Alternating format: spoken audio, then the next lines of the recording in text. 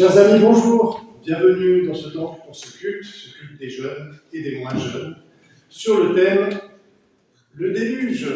Suite aux alertes inondations, ça nous a paru opportun, un grand thème biblique. Sentez-vous ici comme chez vous, que la grâce et la paix vous sont données gratuitement de la part de Dieu notre Père et de Jésus-Christ notre Sauveur. Je vous invite à prendre le premier chant, à vous lever pour chanter. Ensemble, nous pouvons chanter.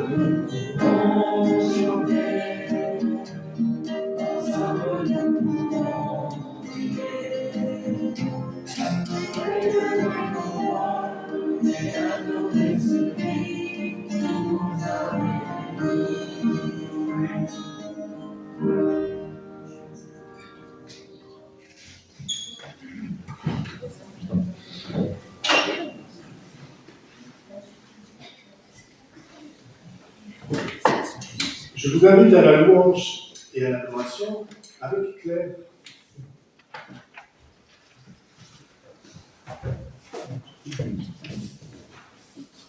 Nous te louons, Seigneur, Dieu Tout-Puissant, car nous pouvons t'appeler notre Père. Tu tiens le monde dans tes mains, mais tu nous connais par notre nom. Tu es le Créateur de tout ce qui existe. Nous te louons pour nous avoir aimés le premier. Nous te louons pour ta fidélité.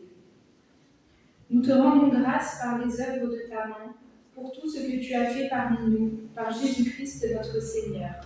Sans cesse, nous t'acclamerons et nous chanterons ta gloire.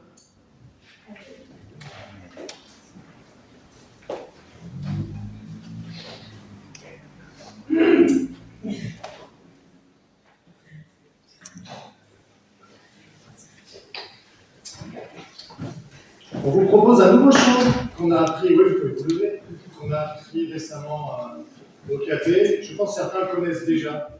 Ça s'appelle « Je loue ton nom éternel ».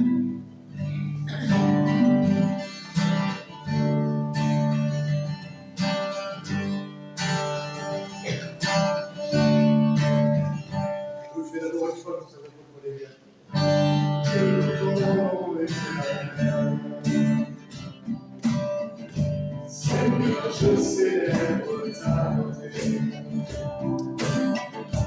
Quelle joie tu vis en moi.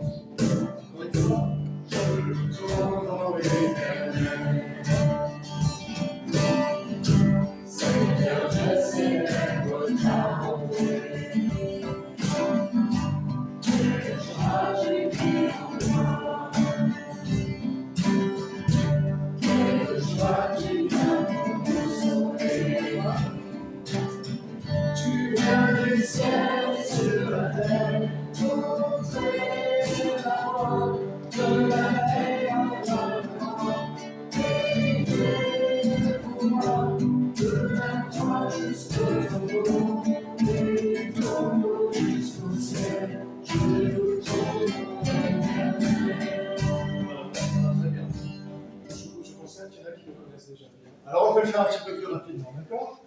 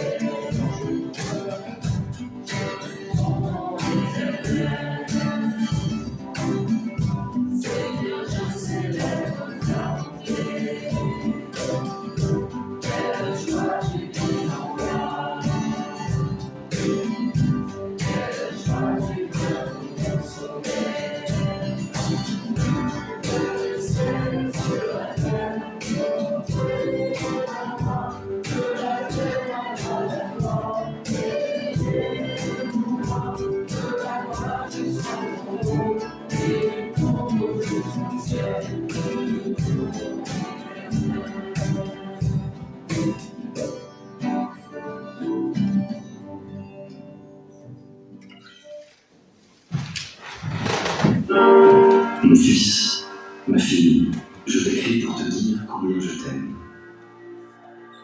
Bien avant ta naissance, je t'aimais déjà. C'est moi qui t'ai tissé dans le ventre de ta mère. Tu n'es pas arrivé par hasard. Je t'ai créé à mon image et j'ai fait de toi une personne formidable. Te voir grandir et te mettre en marche est ma plus grande joie. À chaque instant, je veille sur toi. Pas une seconde ne se passe sans que je pense à toi, car mes pensées pour toi sont plus nombreuses que les sables des mers. Je sais quand tu t'assieds, quand tu te lèves, quand tu marches, quand tu te couches, même les cheveux de ta tête sont tous comptés. Tu es un chef-d'œuvre de mes mains. Même si les montagnes s'effondreraient, jamais ma fidélité pour toi ne chancellera. Je t'aime, et ne cesserai jamais de t'aimer, car mon amour pour toi est éternel. Je suis ton père. Appelle-moi, et je te répondrai. Je ferai pour toi de grandes choses. Tu es du prix à mes yeux, je t'aime tel que tu es, jeune ou vieux, grand ou petit, pauvre ou riche. Tu es unique. Je t'aime avec tes qualités comme avec tes défauts. Je peux tout pardonner. J'essuierai les larmes de tes yeux et je prendrai sur moi toute la douleur de ta vie. Regarde comment j'ai aimé mon fils Jésus. Lui aussi t'a aimé jusqu'au bout, en donnant sa vie pour toi. Regarde-le. C'est par lui que je te montre mon amour. Tu n'as rien à prouver. Laisse-toi simplement aimer. Lorsque tu te sens seul, je suis là. Quand tu cries à moi, je suis près de toi.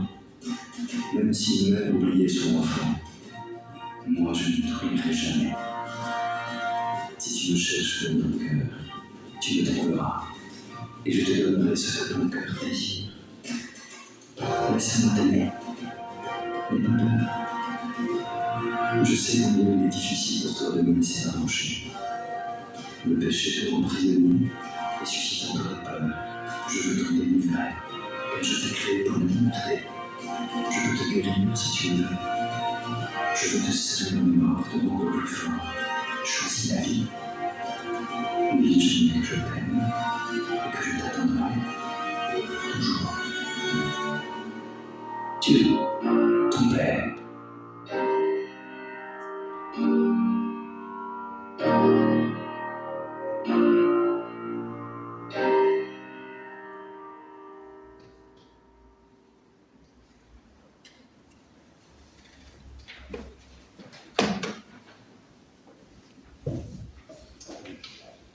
Chers amis, avec les jeunes du café et du groupe des jeunes, on étudie depuis le début de l'année le thème des paraboles.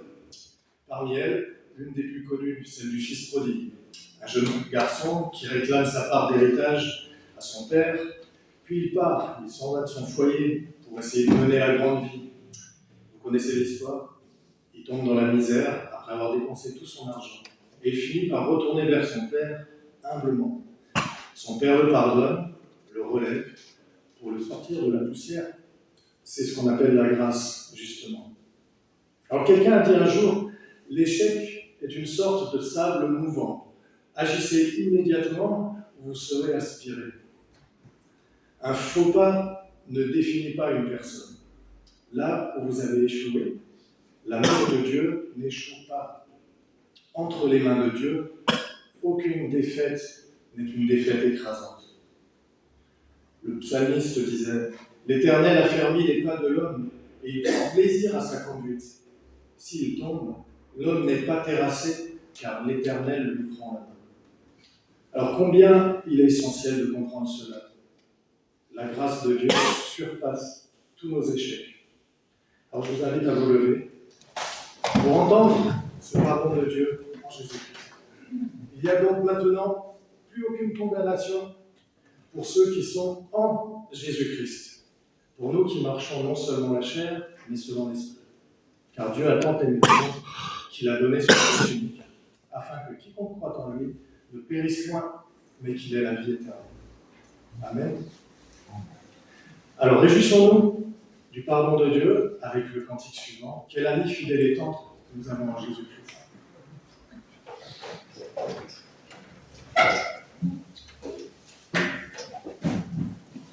On va le faire un peu swing, un peu moins, un peu d'habitude.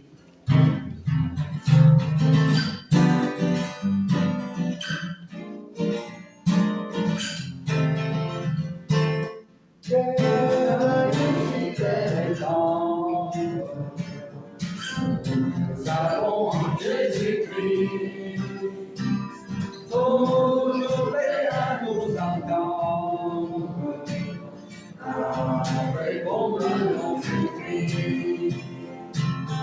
Lui connaît nos défaillances, nos chutes de chaque jour. C'est dans ses exigences, le riche en son amour.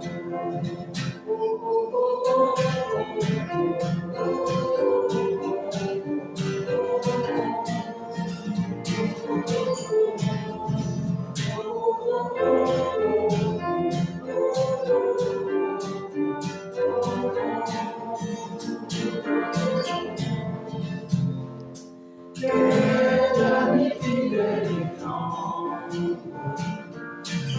nous avons en Jésus-Christ, toujours prêt à nous comprendre, quand nous sommes en souci.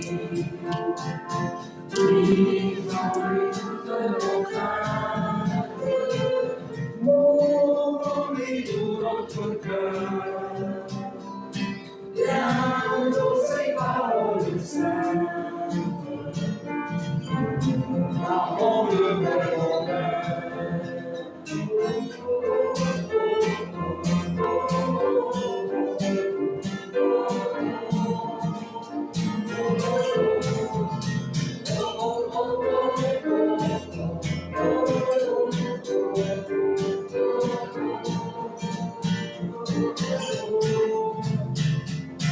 Quel ami fidèle et tendre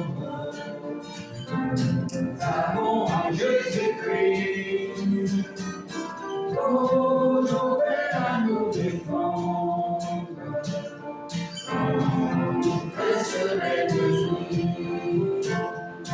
Il nous suit dans la mêlée, nous entoure de ses bras. Et celui qui tient le cœur, il décide des combats.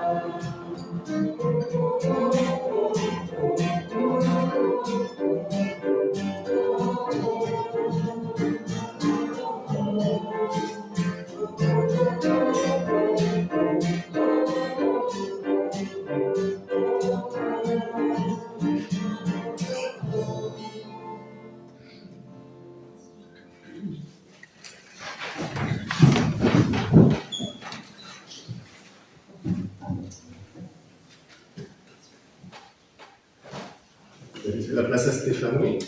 Et avant, il y a la lecture. Oui, c'est ça. Oui. Alors nous rentrons dans le sujet avec la lecture de... C'est un extrait des chapitres 6 et 9 de la Genèse. Pouvons-nous aller à l'école biblique? Ah, attends, oui. Juste avant la lecture. Juste avant la lecture, oui. C'est bon? C'est bon. Attendez, je vais vous dire, les enfants de l'école publique sont là, n'est-ce pas? Oui, ils sont là. Je les ai vus. Et alors, nous disons vraiment, naturellement, aux familles, aux monitrices, mais surtout aussi aux enfants, hein? Nous disons cette belle joie d'être tous ensemble. Vous allez poursuivre ce moment de prière, d'enseignement, et nous sommes heureux que vous êtes là. Hein? Et que le Seigneur puisse vraiment toujours nous donner la paix, la joie, l'élan et la confiance en lui. Allez, c'est parti. Travaillez bien.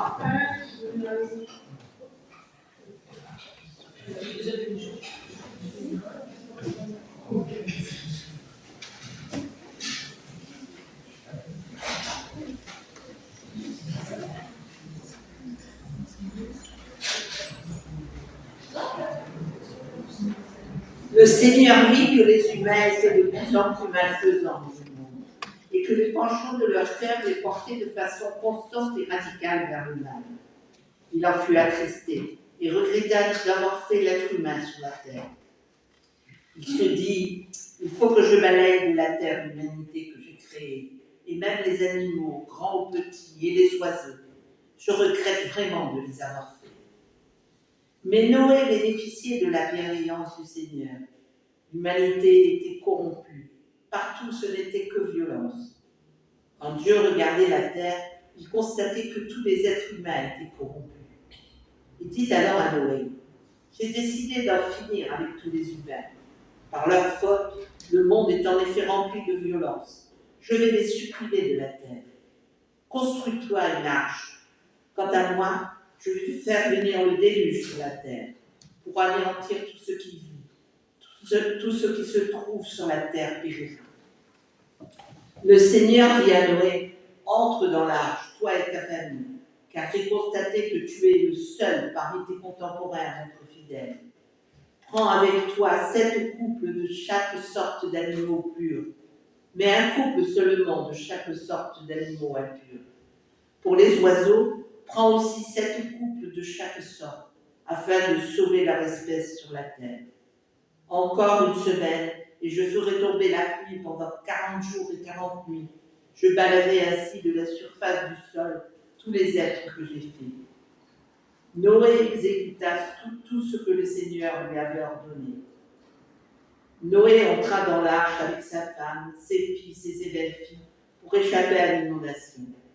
Les animaux purs, les animaux impurs, les oiseaux et les petites bêtes qui se meuvent au ras du sol, tous arrivèrent jusqu'à l'arche de Noé, 2 par 2, un mâle et une femelle, comme Dieu l'avait ordonné. Au bout de la semaine, la grande inondation submergea la terre. La grande inondation dura 40 jours sur la terre. Quand le niveau de l'eau monta, l'arche fut soulevée au-dessus du sol et se mit à flotter. L'eau monta finalement jusqu'à plus de 7 mètres au-dessus des sommets. Tout ce qui vivait et se mouvait sur la terre expira. Les oiseaux, le bétail, les animaux sauvages, les bestioles qui grouillent sur la terre et aussi les humains. Sur l'ensemble de la terre ferme, tout ce qui possédait un souffle de vie mourut.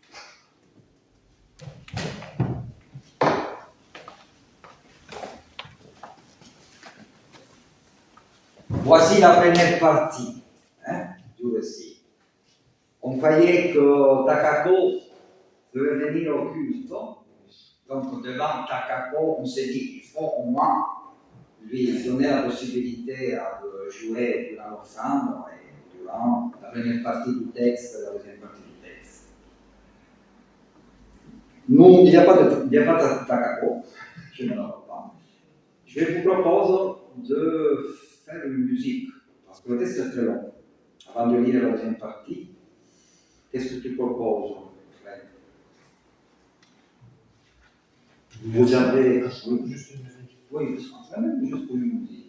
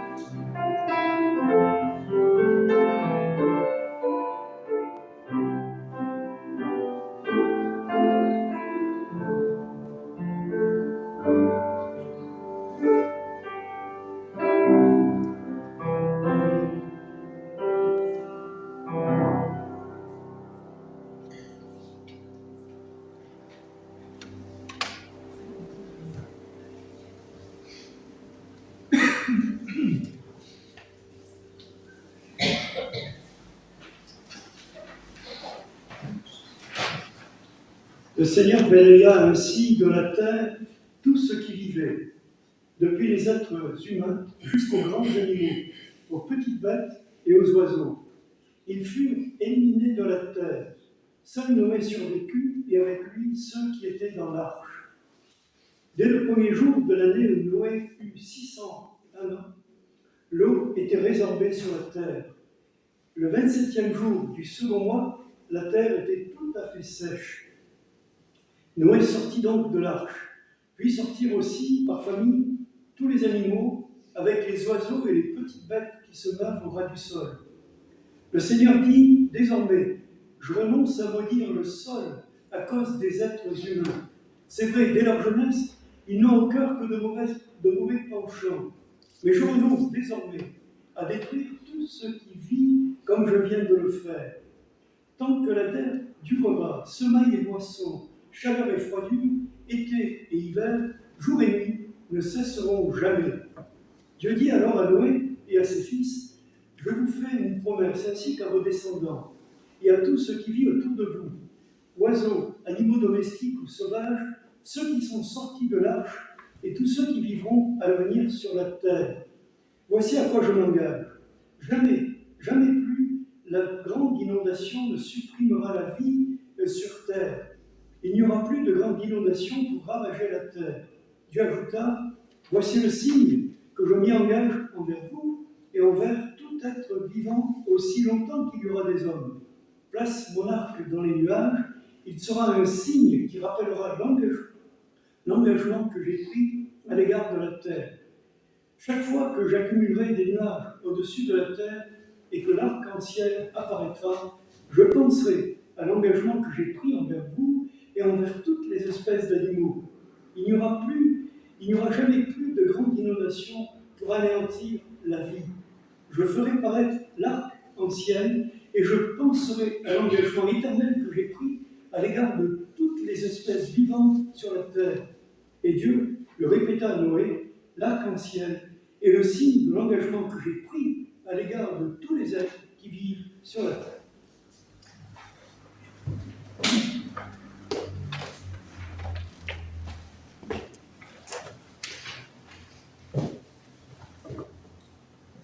Nous te rendons grâce, ô Dieu notre Père. Tu nous accueilles dans ta présence. Tu nous offres ta parole et ton Saint-Esprit parce que tu nous aimes. Tu veux nous appeler tes collaborateurs sur cette terre, dans ce monde qui attend une parole de libération, de paix, une parole d'amitié, d'amour. Nous voici, Seigneur, aide-nous à comprendre cette parole, à la garder dans notre cœur, afin que nous puissions être des pierres vivantes à ta gloire. Amen. La grande inondation.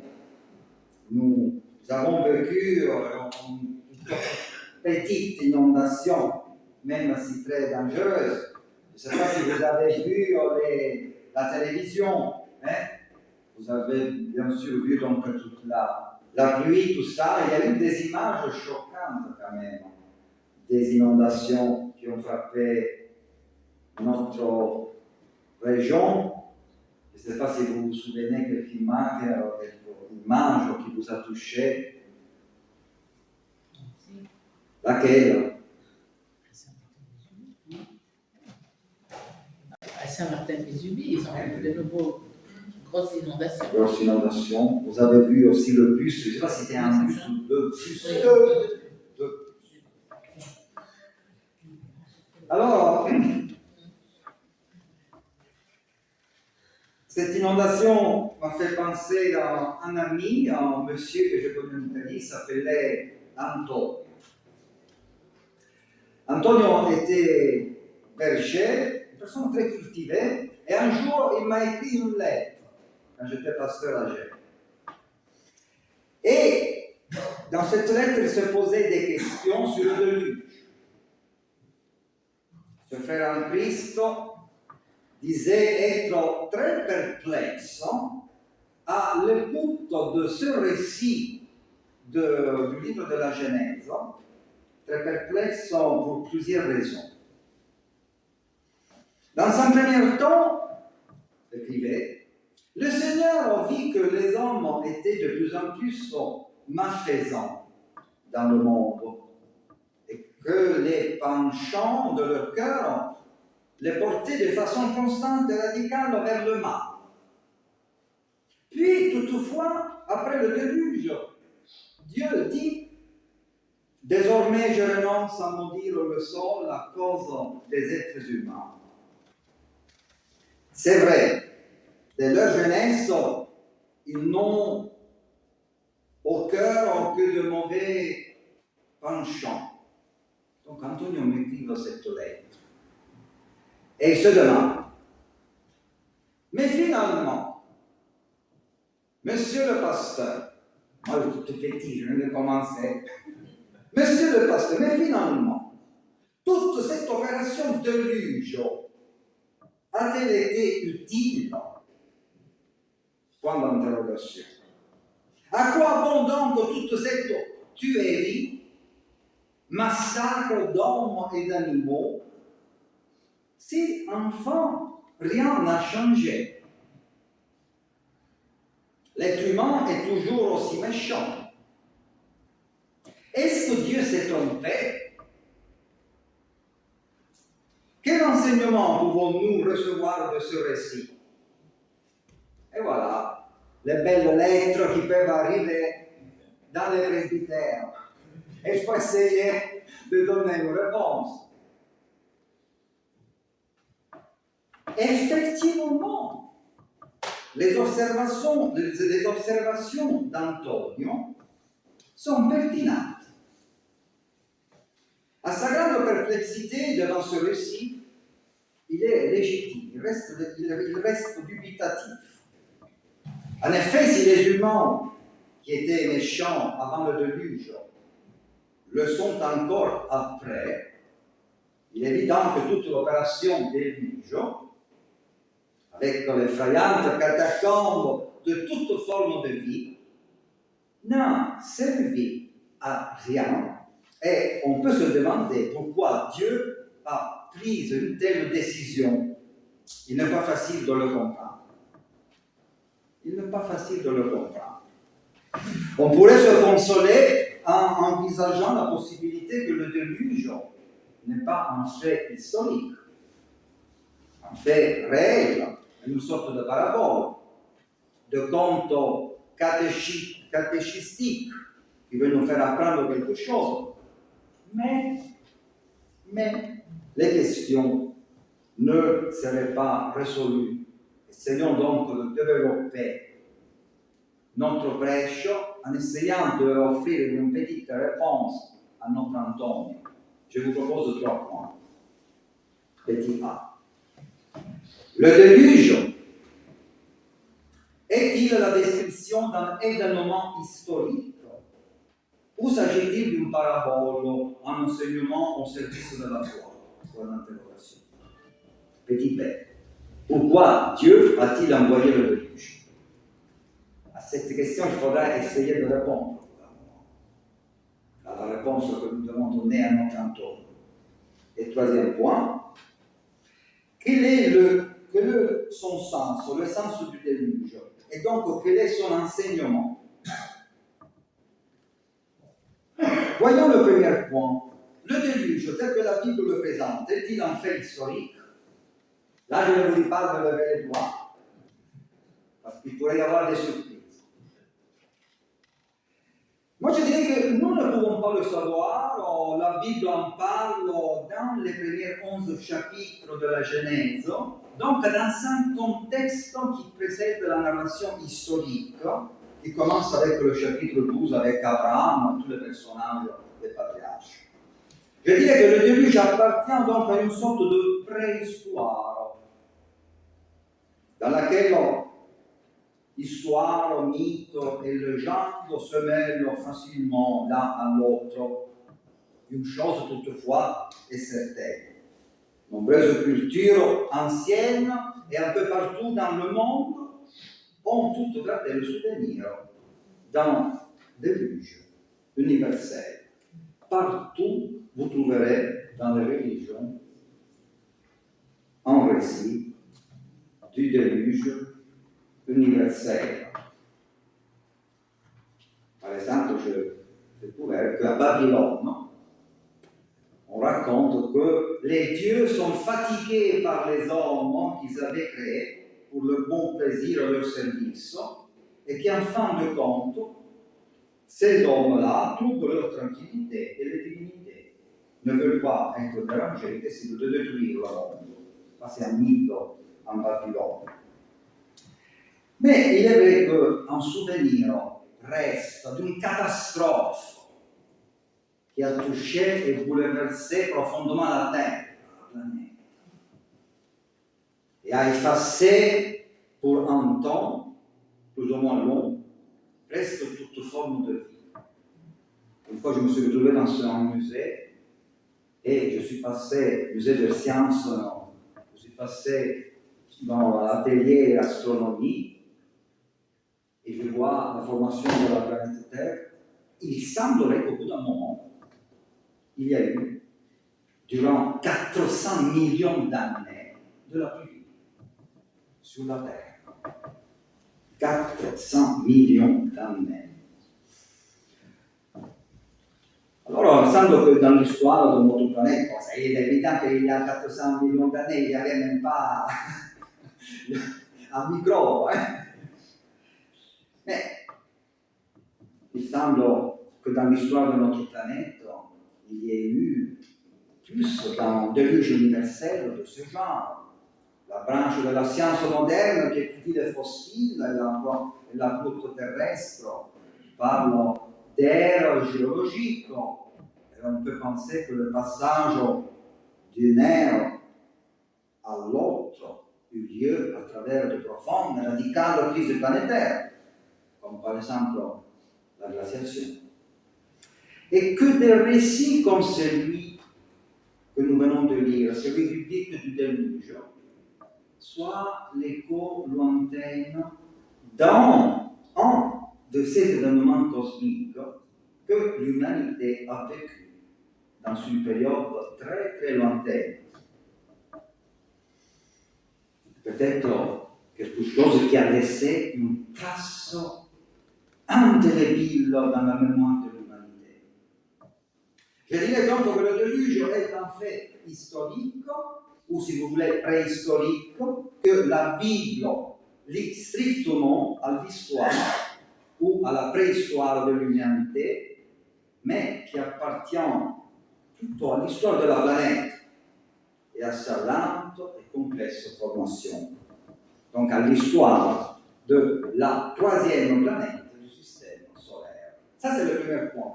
Et je vous assure que c'est un point que je me suis dit, mais qu'est-ce que je le présente ou je ne le présente pas? C'est le point peut-être le moins important pour comprendre le déluge dans notre Genèse. Voyons les autres points. Pourquoi Dieu a envoyé le déluge? Il faut se la poser cette question. La réponse à cette question, peut-être nous la trouvons au chapitre 6 de la Genèse.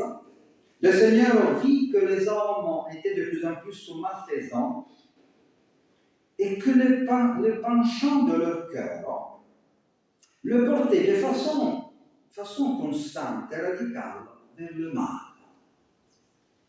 Il en fut attristé et regretta d'avoir fait l'homme sur la terre. La même pensée est répétée 5 versets plus loin. Mais aux yeux de Dieu, l'humanité était pourrie. Partout, ce n'était que violence. Beaucoup de violence partout. Envahi par la violence. Dieu dit alors à Noé, j'ai décidé d'en finir avec tous les humains. Par leur faute, le monde est en effet rempli de violence. Je vais les supprimer de la terre, dit le texte biblique. C'est des paroles énormes. L'homme, donc, fait à l'image de Dieu, contredit tellement ses attentes et le projet initial quand Dieu le place dans le jardin de Dieu, que Dieu regrette maintenant de l'avoir fait. C'est des paroles terribles, ce que nous avons écouté. Ailleurs, plusieurs fois, nous lisons dans la Bible que Dieu regretta. Mais il s'agit plutôt du regret au sujet du mal que Dieu pense faire, en premier temps, pour punir le peuple en raison de ses fautes. Dieu regretta le mal dont il les avait menacés, il ne le fit pas. Par exemple, Dieu le pense au sujet de Ninive. Mais dans notre texte, au contraire, Dieu regrette le bien qu'il avait fait en donnant la vie à l'homme. C'est un texte très, très dramatique. Donc, ce regret de Dieu ratifie le point le plus bas dans l'histoire de la relation avec les humains, avec le monde. Dans ce texte-là, la relation entre Dieu et l'homme est dans le point le plus bas. Si vous, un jour, vous les jeunes, vous voulez vous fâcher avec vos parents, vous pouvez prendre comme exemple Genèse 6, 9 et dire voilà, donc nous sommes arrivés dans notre relation au point de Genèse 6, 9, au point plus bas. Et là, vous avez dit un truc théologique, ou même vos parents vont dire là, quand même.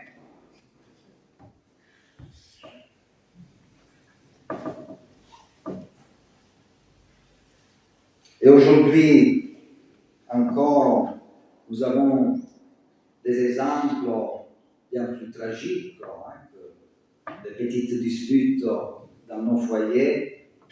Nous avons des exemples d'une humanité qui a touché le point le plus bas de son histoire, d'un homme méconnaissant. Est-ce que vous connaissez des exemples qui sont à la une dans les chroniques de nos jours, où vraiment nous voyons un homme méconnaissable, un homme, une humanité qui n'est plus humaine. Une grande actualité.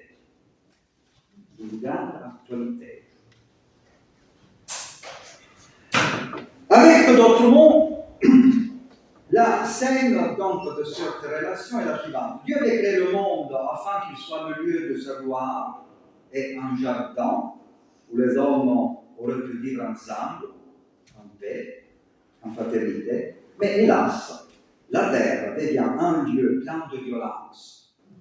Un lieu où, déjà au début, le frère tue l'autre frère. Et le mal se répand d'un partout. Et trouve un refuge en chaque cœur humain. Et Dieu en fut attristé.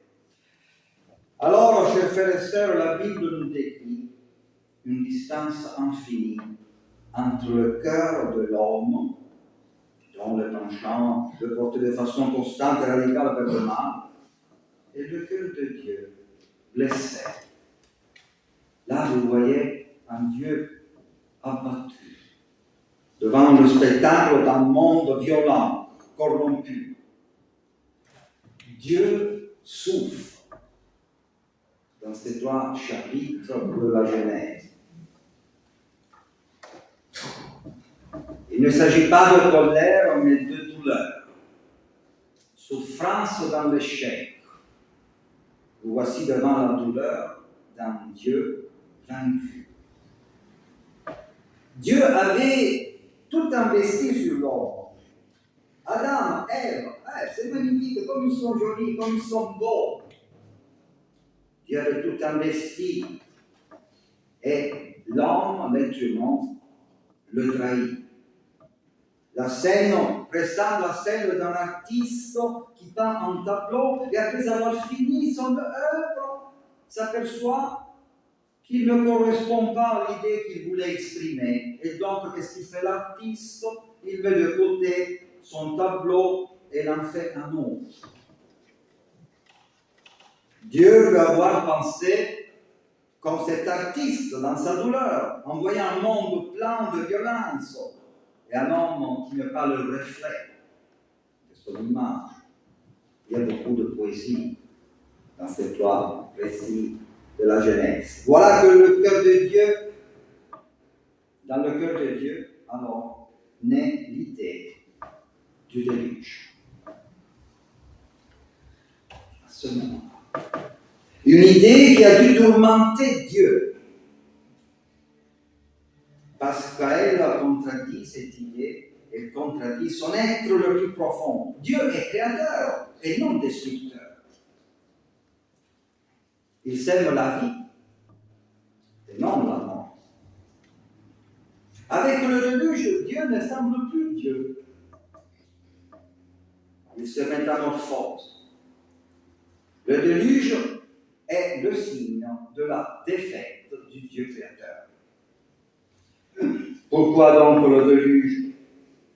Non pas pour améliorer l'humanité, mais pour en effacer la pâle copie, celle qu'elle était devenue.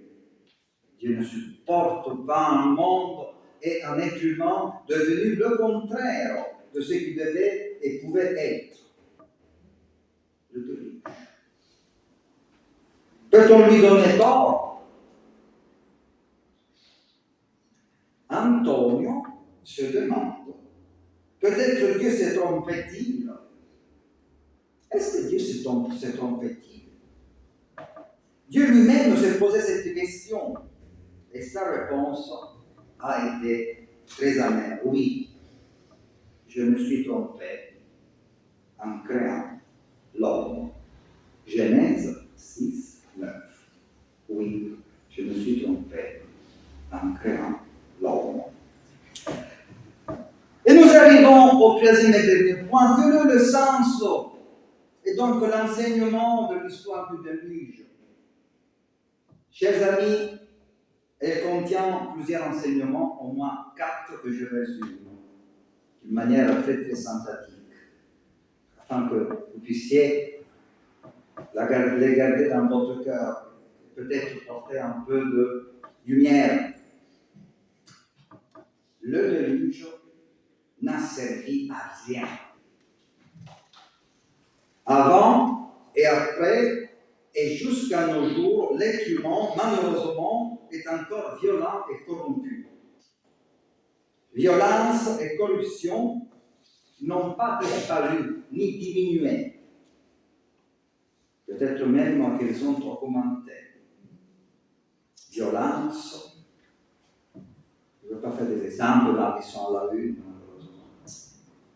Dieu aussi a été violent, mais cette violence n'a servi à rien. Rien que ça, je me souviens un peu, je me sens. Aucune violence n'a jamais converti personne. Et quand cela est arrivé, il s'agissait de conversion apparente, mensongère. Aucun déluge ne peut nettoyer le cœur ou la conscience. Seulement les eaux du baptême. Le Saint-Esprit et la foi peuvent le faire. Nettoyer le cœur. L'inutilité du déluge démontre l'inutilité de toute violence. Et c'est pour ça que Dieu dira, je n'utiliserai plus le déluge ni la force pour détruire l'être humain. Je dépose l'arc-en-ciel. Qu'est-ce que c'est l'arc-en-ciel? C'est un outil de mort. C'était l'arc des chevaliers. Alors Dieu renonce à changer l'homme par la violence. Il prend l'arc, il fait avec son marteau et son clou un trou dans le temple et il renonce à l'arc. L'arc-en-ciel est le signe que Dieu renonce à cette arme redoutable de la période ancienne. Et deuxièmement, après le déluge, je dirais que Dieu se convertit à la non-violence. Dieu se convertit à la non-violence. Jamais plus la grande inondation ne soulèvera la vie sur terre. Il n'y aura plus de grande inondation pour ravager la terre. Vous voyez qu'on va vers le centre du centre. Dieu n'enverra jamais plus de déluge. Il enverra sa parole. Si vous regardez au chapitre 12, le chapitre suivant, ce texte, il y a l'histoire d'Abraham. Et avec la parole, on commence une nouvelle histoire. Il enverra sa parole sur la terre. Moïse, les prophètes, les autres grands témoins tels que Jean, les psaumes, Jean-Baptiste. Et à la fin des temps, il nous a parlé par son Fils, le Nouveau Testament. La parole de Dieu est l'antidéluge. La façon totalement non violente avec laquelle Dieu s'adresse à l'homme et le cherche pour le réconcilier avec lui, pour l'améliorer, pour le changer, pour le sauver. Troisième petit point, après le déluge, naît en Dieu pour la première fois l'idée d'un pacte, d'une alliance. Non plus seulement avec Noé, avec la descendance de Noé, mais avec tous ceux qui vivent autour de nous. Avec les oiseaux, les animaux domestiques et sauvages. Qu'est-ce que signifie ce pacte, cette alliance dont l'arc-en-ciel est signe? Il signifie que Dieu prend un engagement solennel en faveur de la terre et de tous ceux qui l'habitent. Dieu dit qu'il ne veut pas simplement être créateur, mais aussi protecteur, défenseur, gardien et bienfaiteur de la création. Alors, avec ce pacte, Dieu se révèle comme le Dieu de la vie. Chers frères et sœurs, c'est très difficile de voir à cette vérité de la Bible, de Dieu protecteur de la vie, parce que la vie aujourd'hui est menacée. Moi, je dirais même menacée par une grande guerre qui pourrait se préparer devant nous.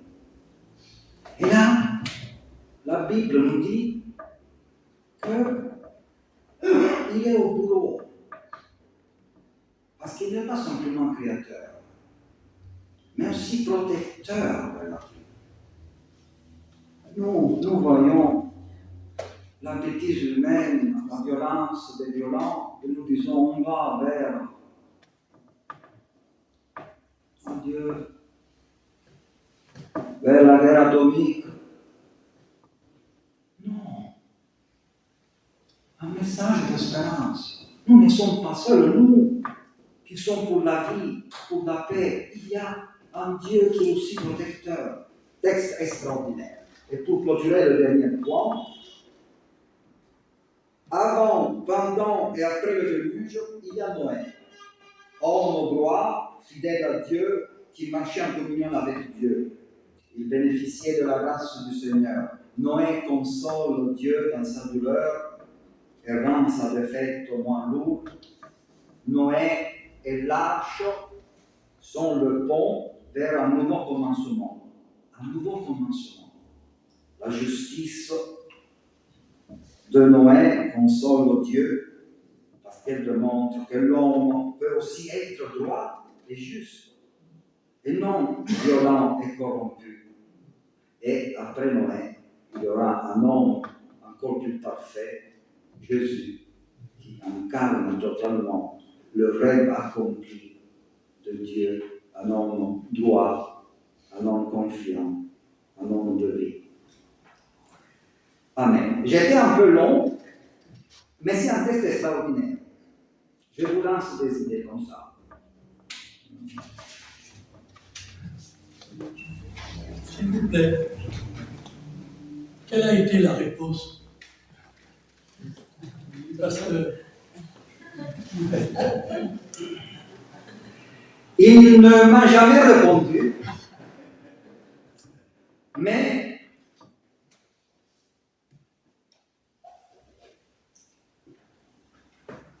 il venait au culte une fois par an. Vers la fin de ma présence à Gênes, il venait au culte une fois par mois. Peut-être que ça a été sa petite réponse, sans doute.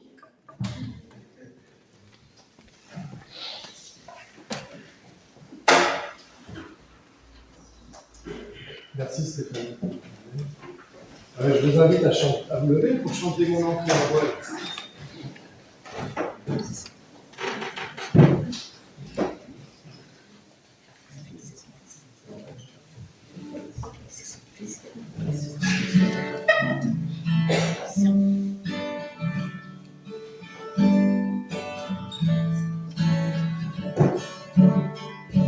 Dieu, tu es ma force, ma consolation, l'âme de temps.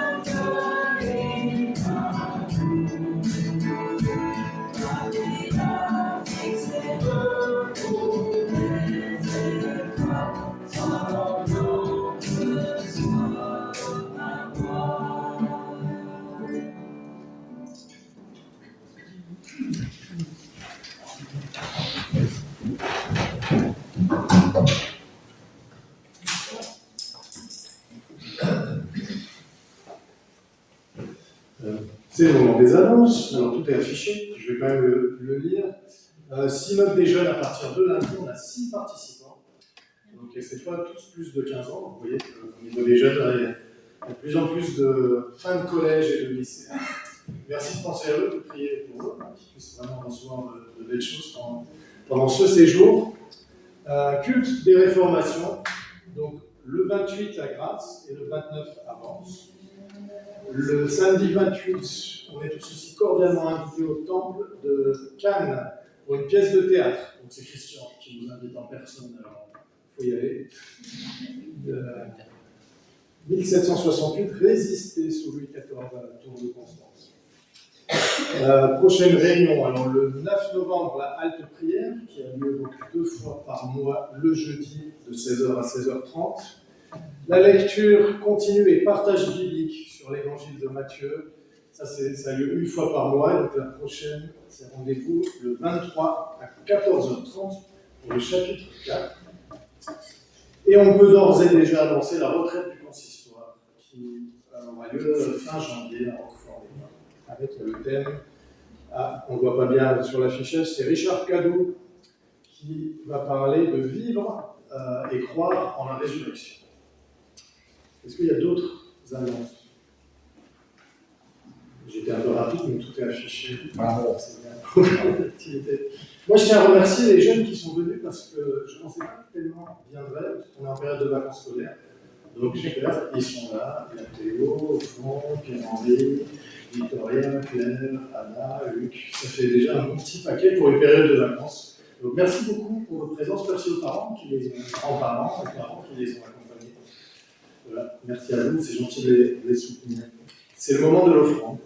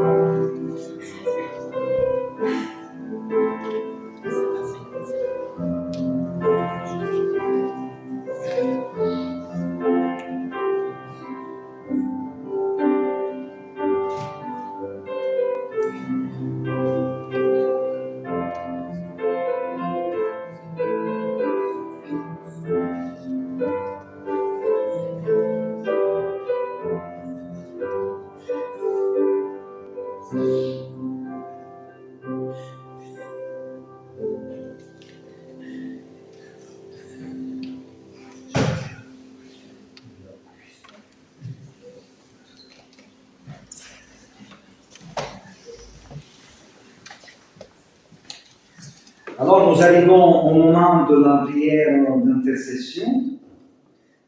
Peut-être ça peut être aussi en temps libre de prière à haute voix. Je vous invite donc à ce temps de prière.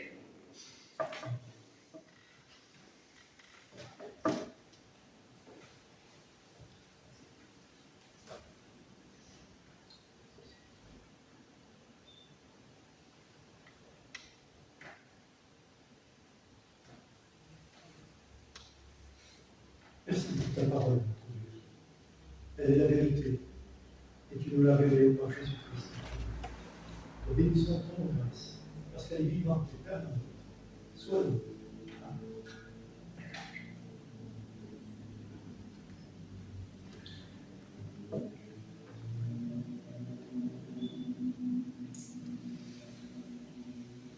Seigneur, durant ce temps de l'intercession, nous voulons te porter dans la prière, tout d'abord dans le secret de notre cœur,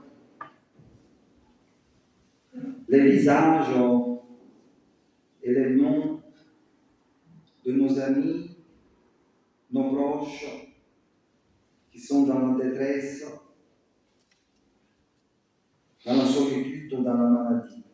Chacun de nous, dans le secret de son cœur, élève vers toi une parole d'intercession.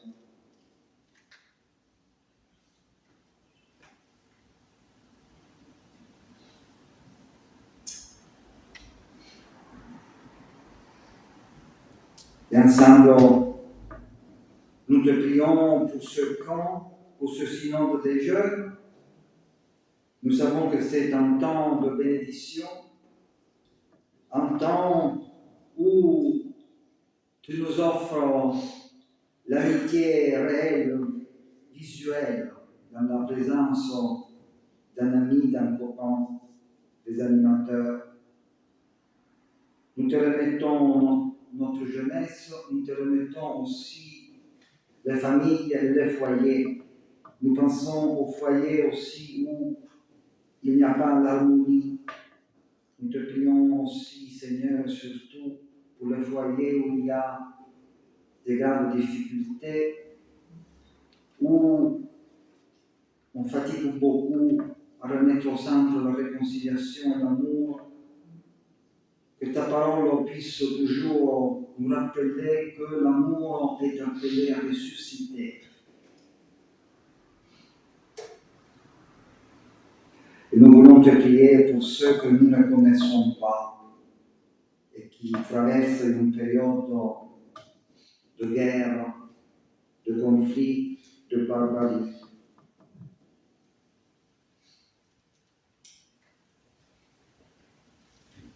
Seigneur, tu n'es pas simplement le Dieu créateur, mais aussi le Dieu protecteur de la vie. Nous voulons marcher dans la confiance, mais aussi dans la responsabilité, chacun de notre côté. Donne-nous le courage de oser une parole nouvelle, une parole de réconciliation, même si quelquefois nous devons payer un peu quelque chose en termes d'amitié ou de respect, entre guillemets. Donne, Seigneur, à ton Église le courage des prophètes et la force de l'Esprit Saint qui purifie nos cœurs et nous fait à l'image de ton Fils Jésus-Christ, le nouveau Adam, l'homme qui a incarné dans toute sa plénitude ton rêve de l'humanité nouvelle. Et en son nom, nous voulons te chanter le Notre Père, mais c'est à la fin, le Notre Père du groupe Glorious. On le fera donc à la fin, maintenant. Attendez, parce que je me suis perdu avec la liturgie. On peut faire les deux. On peut le faire maintenant. Je vous invite à vous lever. Que l'amour de Dieu notre Père, la grâce du Seigneur Jésus-Christ et la communion du Saint-Esprit soient restant avec nous tous, avec nos proches et nos enfants. Amen.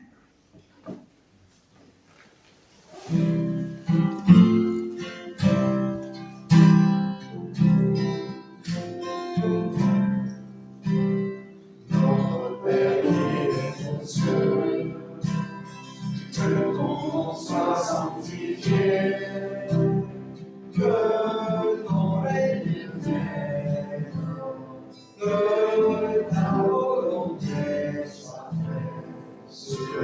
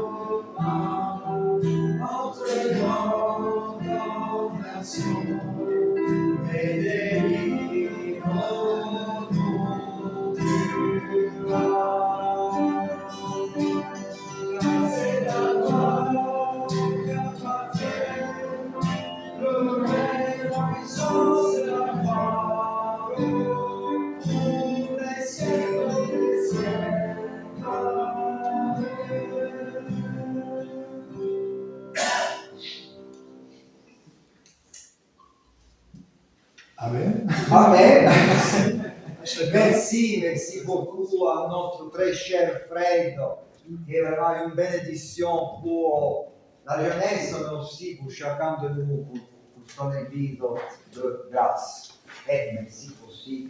Hein? Merci. Alors là, la liste est énorme. Naturellement, tout le monde. Belle soirée à vous tous.